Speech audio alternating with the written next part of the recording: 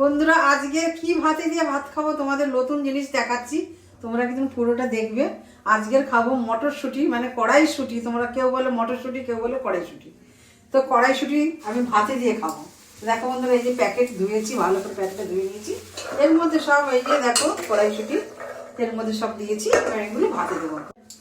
প্যাকেটের মধ্যে ভালো করে ধুয়ে ভরে দিয়েছি, ভাতে দিয়ে দিলাম। কড়াইশুঁটি দিয়ে দিলাম, তার সঙ্গে ছোট্ট ছোট্ট দুটো আলু, ছোট ছোট, বেশি বড় লাগবে না, দুটো ছোট ছোট আলু এই ভাতে দিয়ে দিলাম। কড়াইশুঁটি ভাতে দিয়েছি, ভাত হয়ে গেছে। এবার কড়াইশুঁটিটা বের করছি প্যাকেটটা। আর দিন প্যাকেটে দিয়ে খেলে কোনো অসুবিধা হয় না। আমি তো সবসময় তো প্যাকেটে করে দিয়ে তো খাবো না। ভাতের থেকে প্যাকেট থেকে বের করলাম, ভাতের থেকে কড়াইশুঁটিগুলো গামলার মধ্যে ঢেলে দিলাম। দেখো বন্ধুরা, সাদা প্যাকেটে ভাতের মধ্যে দিয়ে খাওয়া যায়, তাতে কোনো অসুবিধা নেই।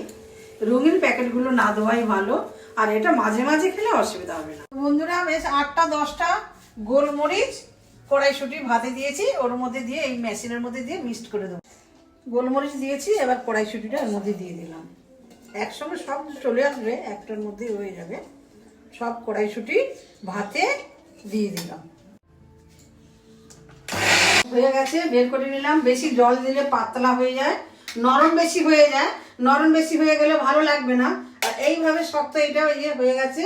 এর মধ্যে এই আলু সিদ্ধটা দিয়ে শুকনো লঙ্কা, কাঁচা তেল, নুন দিয়ে মাখিয়ে নেবো।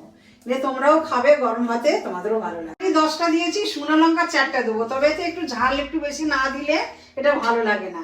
শুকনো লঙ্কা 4টে ভেজে নিয়েছি বড় বড় দেখে। আর এবার কাঁচা তেল দিয়ে দেবো এর মধ্যে। ব্যাস, কাঁচা তেল, লঙ্কাটা ভালো করে গুঁড়ো করে নিয়েছি নুন দিয়ে। হয়ে গেছে বন্ধুরা। এবার গরম ভাতে খাবে তোমরা, একবার দেখতে পারো। কিন্তু আমি তো ভালো খাই, আমারও ভালো লাগে। হয়ে গেছে।